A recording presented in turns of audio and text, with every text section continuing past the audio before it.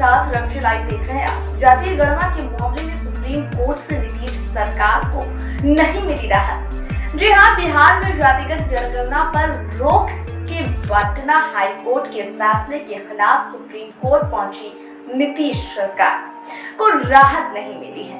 Supreme court ने संकेत दे दिया है कि पटना हाईकोर्ट के फैसले पर रोक नहीं लगाई जाएगी। आपको बता दें कि सुप्रीम कोर्ट में जस्टिस अभय एस ओक और जस्टिस राजेश बिंदल की बेंच ने कहा कि पहले 3 जुलाई को हाईकोर्ट के मामले को सुनने दीजिए। अगर वहां से आपको राहत नहीं मिलती है तो आप यहां आ सकते हैं, लेकिन पहले वहां का इंतजार कीजिए। अब इस मामले में अगली सुनवाई 14 जुलाई को होगी। वैसे सुप्रीम कोर्ट में सुनवाई के दौरान बिहार सरकार ने कहा कि हाईकोर्ट ने मामले में हमारा पूरा पक्ष नहीं सुना और तत्काल रोक लगा दी। सरकार की ओर से कोर्ट में बताया गया कि सर्वे का 80% काम पूरा हो चुका है, हमें सर्वे का काम पूरा करने दीजिए।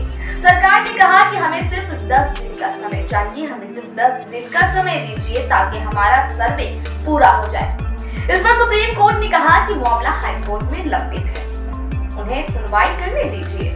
अगर वहां से आपको राहत नहीं मिलती है तो आप यहां आ सकते हैं, उसके बाद ध्यान दिया जाएगा इस पर। गौरतलब है कि नीतीश सरकार की जातिगत गणना कराने के फैसले के खिलाफ पटना हाईकोर्ट में 6 याचिकाएं दाखिल की गई।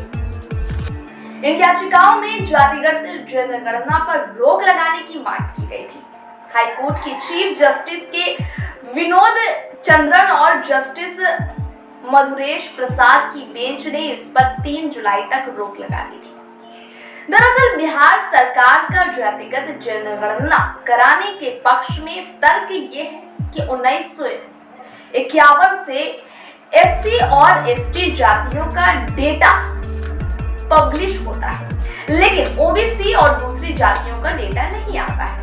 इससे ओबीसी की सही आबादी का अनुमान लगाना मुश्किल होता है। वैसे 1990 में केंद्र की तब की वीपी सिंह की सरकार ने दूसरा पिछड़ा वर्ग आयोग की सिफारिश को लागू किया। मंडल आयोग के नाम से जानते हैं। 1931 की जनगणना के आधार पर देश में ओबीसी की 52% आबादी होने का अनुमान लगाया था।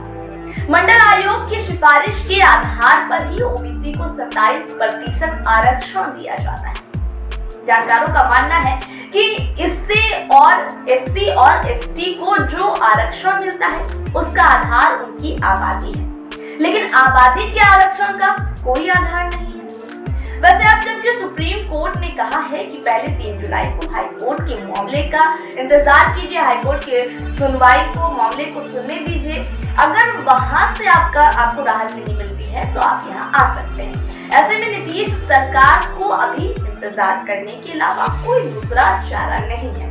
तो अभी नीतीश सरकार जो है वो इंतजार करेगी और आप लोग भी इंतजार कीजिए कि आखिर फैसला क्या आता है। फिलहाल रिपोर्ट यही है। इस तरह की रिपोर्ट के साथ फिर होगी आपसे मुलाकात कीजिए। इजाजत, नमस्कार।